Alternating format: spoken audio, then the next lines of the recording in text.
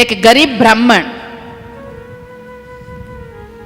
નમરતા કેતન દાદા કે એ આમ બધું પહેરે ને તો કે મારે એ માન્યતા ખોટી પાડવી છે કે જે પણ વાર્તા અત્યાર સુધી સાંભળી એ બધા વાર્તામાં એમ જ હોય કે એક ધનિક વાણિયો ને ગરીબ બ્રાહ્મણ,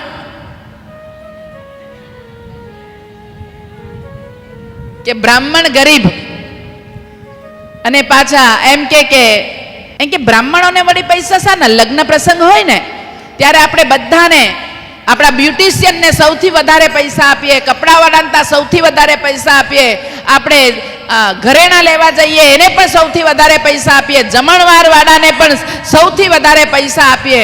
પણ જ્યારે બ્રાહ્મણ હોય ને ત્યારે બ્રાહ્મણને એમ કે બ્રાહ્મણને આટલા બધા હોય?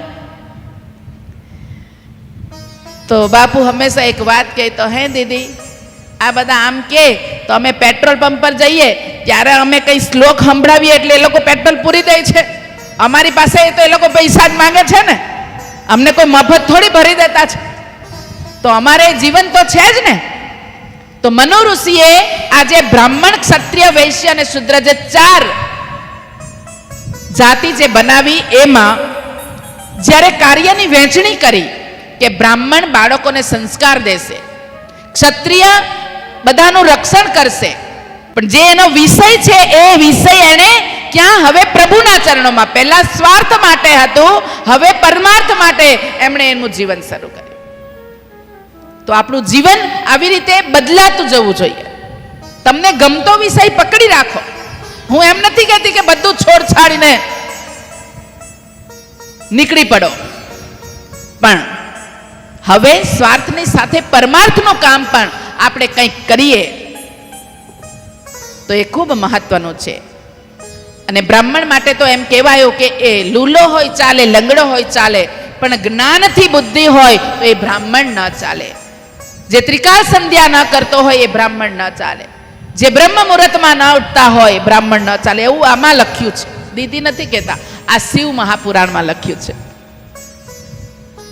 કે બ્રાહ્મણ કેવો હોવો જોઈએ. પણ એ બ્રાહ્મણનું ગુજરાન ચલાવવાની જવાબદારી ક્ષત્રિય, વૈશ્ય અને શૂદ્ર 3 જણે લીધી છે.